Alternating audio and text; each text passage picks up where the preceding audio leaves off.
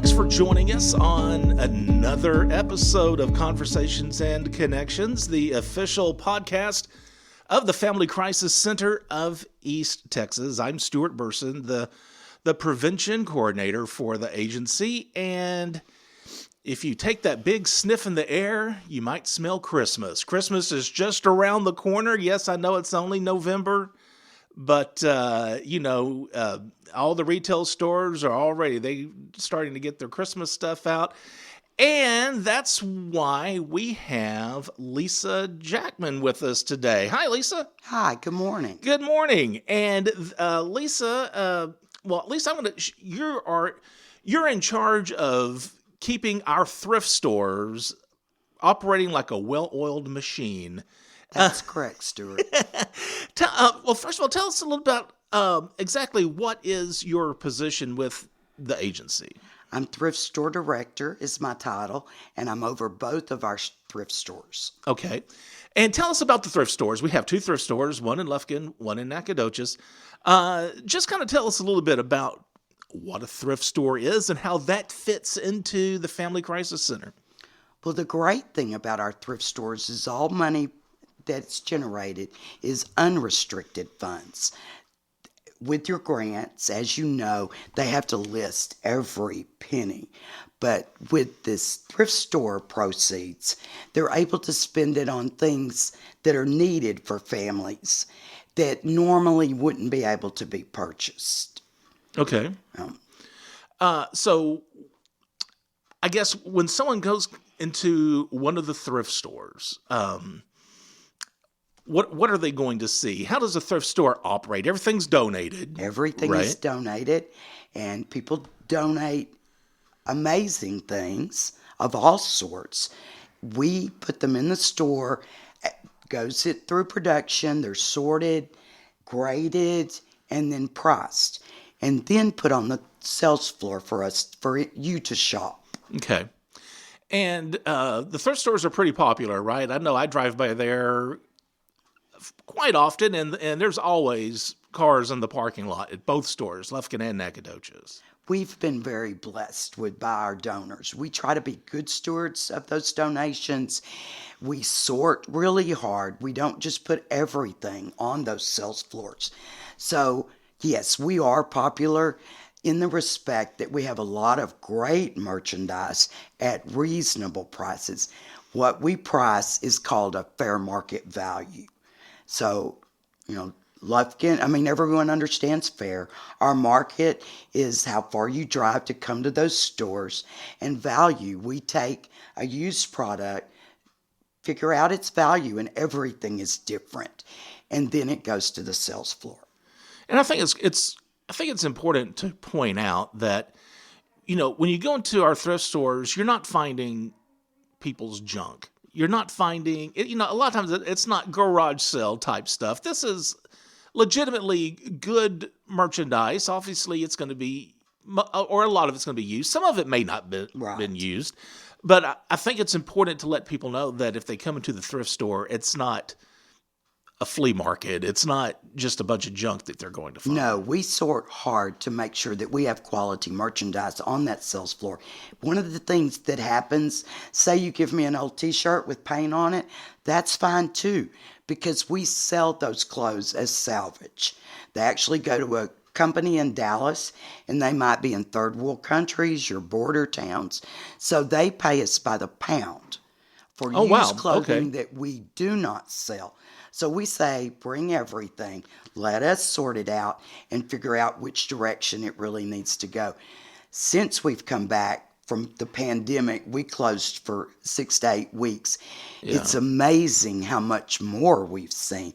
And new tags are very common in the stores. So how does a thrift store like ours how do we get our hands on new merchandise? Donors shop. They decide that it wasn't what they wanted. They didn't use it. Sometimes we've unwrapped Christmas presents that were never used, or you just decide you didn't love it when you bought it, and we receive it new with tags. I would say right now, at least an eighth of the clothes that go out have new tags on them. Wow. Okay. With that's those amazing. Amazing prices on them. I Sure. mean, we see a lot of things that are over $50. Something like that would be around 12 to 14 to 19 for us in clothing. Sure. Sure. How does someone, if they're interested in donating some items to the thrift store, what do they need to do? What's the process for someone to get their items that they no longer need, no longer want, but they want to donate it to the thrift store? What do they need to do? Bag it up, box it up, and pull through one of our drive-thrus. Then we take it. We have people that come to your car, take your donations. They can actually bring a receipt book to you, and you don't have to get out of your car.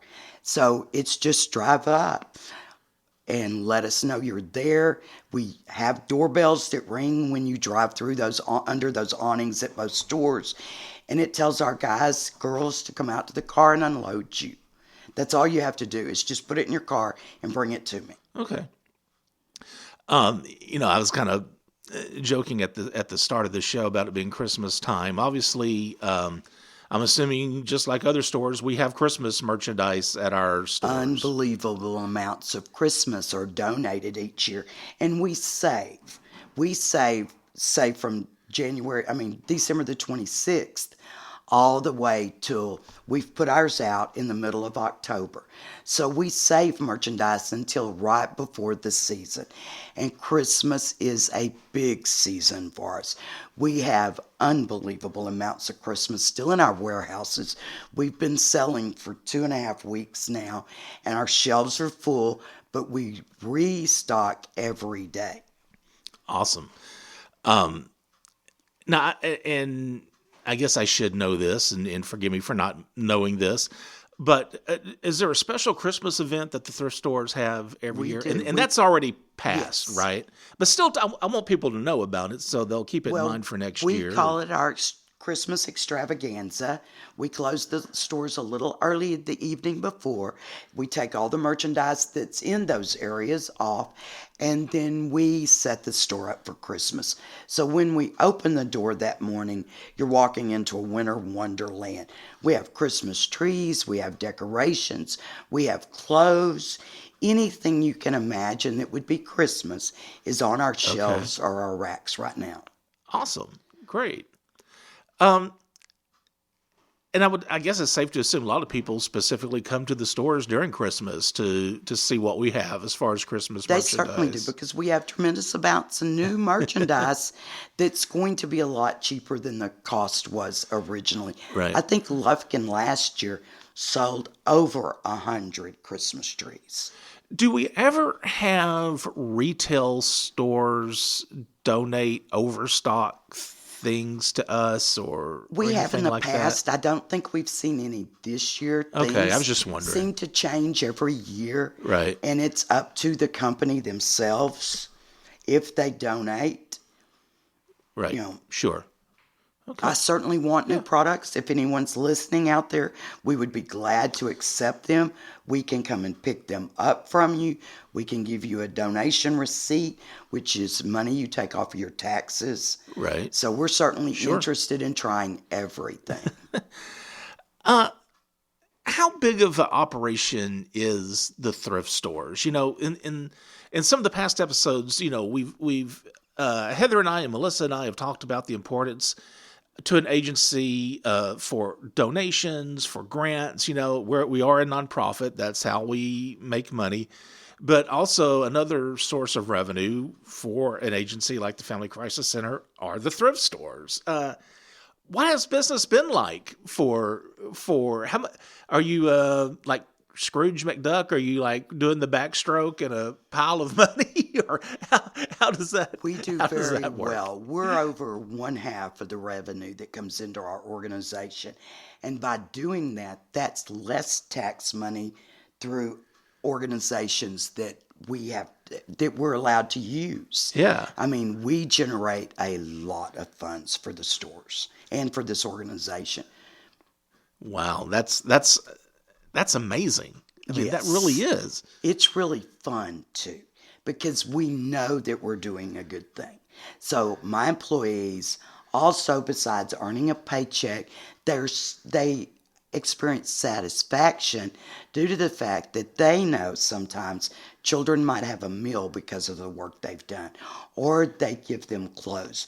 We fill vouchers at no cost from our advocates and also from in the public. We work with other agencies. Okay, that's something interesting, and I want to ask you about. Obviously, the thrift stores are there for the public to come and shop, but if we have a new client that comes into and they're either a client of the agency or they're staying at the safe house and maybe they need some clothes for themselves or for their kids, we will possibly give them vouchers and they can go to the store. You could be shopping right beside someone that's Right. never going to pay a dime, but we keep that pretty personal. Well, of course. So they Sure. actually go to the back to a different area that it's just added Yeah. up. So we keep up with our inventory, but they're all cost. There's no charge. But I think that's really good for people to know when they are making a donation to the thrift store. Yeah, you may be donating something that'll be put on the sales floor for the public, but you never know. You may be donating something that someone really needs. And that happens a lot.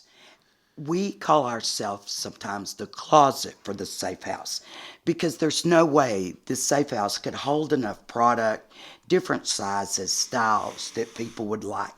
So they're not forced into picking something they don't want. They're allowed to come to the store and shop. So they pick out their size, their style, and we don't tell them what they can have. They're given an amount, and they're asked to stay within that amount. But you pick what you want. Right. Yeah. Awesome. Well, I can, I kind of like to tell this story. This has been probably about a year ago. I went to the thrift store in Lufkin. I always wanted one of those Keurig coffee makers. Found one for $20. Worked like it was brand new. Never, so you can find anything you want there. I mean, it's not just clothes. It's kitchen appliances. It's books. I've seen books. I've seen some electronics. But I was so proud of my Keurig coffee maker. I was telling everybody that I only paid like $20 for it, and it worked like brand new. In our electronics, anything electric, we test if possible. And we clean it. We make sure it's going to work well by the time you get it home. Right. We do very few returns because we're sure they work. And you're also invited to use them in the store, to plug them in. Sure. We'll get you water if necessary. We want you to be happy with your purchase. Yeah. And some things are donated that don't work. Every now and then, if we see there's value to it, we will tag it as is at a lower price. There are some things that you could repair simply that I couldn't. Say, I have a tape deck. Those are little rubber bands that run those old cassette tapes. Any record player right now is really popular. So we don't throw them away if it's a minor repair. Sure. We've actually sent through Amazon, eBay, and bought parts for something, Oh, wow. Okay, great. that Cool. we knew would work. Yeah. But without this part, you couldn't be sure. Yeah. So they allow me to send out. We don't really repair, but I got a Bose radio, Wave. We know Bose are expensive, but it didn't have the remote. And there was no buttons on the thing anyway. So it had to have the remote. It had to have the remote. Our office ordered us the remote. Worked perfect once we got that remote. So now it's in the store for sale with its remote. Yeah. Every now and then we do things like that because there was no way of knowing would it work. Sure. And we don't want you to buy something that doesn't. Right. And you've probably heard stories. I've always heard stories, not really from our store, but like from the Salvation Army or Goodwill. Somebody buys something, they take it home, and they find out that it's this rare, valuable thing worth thousands of dollars, or they found a painting and then underneath it was another painting that was this rare work of art. Has anything like that happened with our stores? Have you found any really rare, valuable things that someone may not have known about how valuable it was when they donated it? I actually have a violin right now in Nacogdoches that I'm looking for a professional to come help me. Everything we read about this violin and see on eBay, it was made by a famous German gentleman in 1923. He followed Antonio Stradivaris' methods. His name is in there. It's dated, it's numbered, and it has Antonio Stradivaris' name in it. I'm not a professional, so I want someone to come help me figure this out. Every now and then we can find things on eBay Yeah. that help Oh, us, wow. but I have a good support system that people will come and help me and say, Right. this is rare. I mean, it's amazing what we see in the stores. Yeah. Have What's probably, does something come to mind that you can tell on a podcast? Because we talked about this before we started recording, and the answer you gave me, I don't know if I don't know, but what has been some of the unique things that you have found or that people have donated? Has somebody ever donated something that's just really strange or odd or you just really unique? We do find a lot of things like that. As you've said, there's some things I can't talk about, but we certainly enjoyed the laughs we received. Right. We found illegal substances. Of course, those are destroyed or turned over to the police. We do not resell those. One of the great stories. Good for you.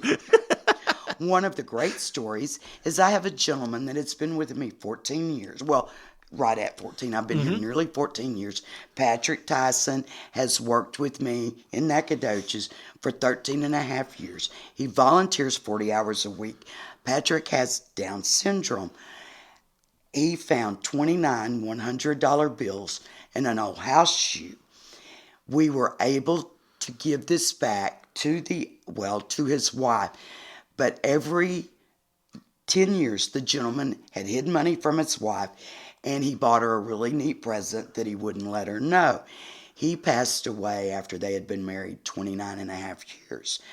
We found a packing slip with his name. Tracking it down, I found his wife. When I called and said who I was, where I was from, she said, "You have found money." And she explained to me that her husband had died 29 and a half years into their marriage. She knew that he had hidden money, but she didn't know where. She came to the organization. She gave Patrick 4 of those $100 bills. Oh, that was sweet. And we were able to give her one last gift from her husband. But what she did for us was so much more than that, because she stocked really fancy resort gift stores, fancy places, expensive places where you go in and they have those small gift shops with really nice things. She gave us an entire warehouse of the year before's product. Wow. So another great thing we were able to give back is $16,000 worth of jewelry in 2 pieces, a Rolex and a diamond engagement ring. When a sorter found this in a tuxedo pocket, we knew that was a mistake. We put it up in our safe here at the main office.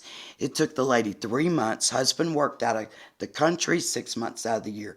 When he got home, he walked into his bathroom and he said, "Honey, where is that tuxedo?" She said, "It didn't fit you.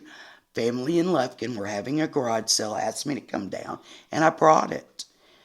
Didn't sell at the garage sale and was donated to us. We knew that jewelry was real. I took it and had it appraised. Put it in the safe, and it appraised the 2 pieces for $16,000. Wow. 3 months after we received it, I received a phone call. We'd made sure we didn't tell what I found it in, so the right person would be able to tell me. Right. And she could. She told me exactly what the pieces were, what the color bag they were in. And she was amazed that we had it. She drove for 3 hours to reach us. And I had the jewelry appraised. It was $75 a piece. I asked her, would she just pay for the appraisal? She did. But then she turned around and donated the organization $500. So all the good that we do in returning things has come back to us more than twofold. Yeah. And we've found crazy things we really shouldn't discuss. But it's been, I know what they are. well, you just never know when you Right. open a box or a bag what is going to be in it. And that Sure. makes it a challenge every day. Yeah. I mean, it's just fun. You never know. And we do accept volunteers. Well, that was going to be my next question is, I'm assuming an operation like this, you're probably always looking for help, Yes. whether it be, employees or volunteers. What does someone need to do if they want to get a hold of you to either volunteer or to work at at one of the thrift stores? Both stores at their cashier desk have applications for employment and volunteers. Okay. So it's pretty simple, to do that. We're looking for help in both stores right now, employees, because since we've come back, it's been a little slower finding help, Right. And we need help. But if someone has a passion for books or clothes or expert at something, come volunteer a few hours each month, because what that does, besides helping the organization, you're educating all of us, and that's what we need. Things don't always come in with prices, so we have to come up with a fair market value price. Sometimes I wouldn't recognize something if it was very valuable. Right. So we love the volunteers that are knowledgeable and that can come in and help us say, look, this is real. This is old. It is an antique. Yeah. Okay, sure. Lisa, I'm gonna just ask you, how did you find your way here to the agency, to the Family Crisis Center? Did you have a previous retail background, or Not at all. really? Margie Preston was a director here years ago. Judy West was retail. And Judy and Margie and I had all worked together at another nonprofit organization. Okay. And they were determined for me to take this job because they were having so much trouble finding someone that could learn the methodology. Because even if you look in our back right now, it looks crazy, but we have a method. Everything we do is for a reason. And they literally took me to dinner several times until they convinced me to take this job, because I have no retail experience and I'm certainly just blue jeans and t-shirt. Well, that's amazing. But they've taught me how to do it. And that's been the fun part, because I certainly thought I would never be able to learn all this. I'm not a collector, but the way we teach, the way they taught me made sense. And now I follow directions. That's amazing. Especially, you may not think about it. They're thrift stores, but if you go in there and take a look in these thrift stores, they're big operations. It's big square footage. It's two big stores, and for someone to come in not having previous retail experience, that's very impressive. Teachers, and it literally is. There's a methodology, and I literally follow directions every day. Yeah. We just produce every day in a certain way. I mean, there's so many things, but we try to put some of everything out. The only thing I can affect every day is furniture, because we never know when we're going to be donated furniture. Right. And of course, it has to go to the sales floor immediately, because there's not enough room in the back to hold it. Sure. All right. Well, Lisa, thank you so much. I appreciate you taking some time coming over here and being part of the podcast. Well, you're very welcome. We really are looking for some great employees. We're willing to teach. And if you love something, come volunteer. Give us a little of your time and your expertise. Awesome. Thank you, Lisa. I appreciate it. Thank you. All right. Well, if you have any questions or comments about the show, you can email us. We do have our own email address here, and that is conversationsandconnections@fccet.com. And if you feel like you need any of our services, all the services that we provide, if you feel like you are in need, we do have a 24-hour hotline that's answered 7 days a week, 24 hours a day. That number is 1-800-828-7233. That's 1-800-828-7233. 7233. Again, I'm Stuart Burson. Thanks for listening, and remember, be the voice, if not for you, for someone else.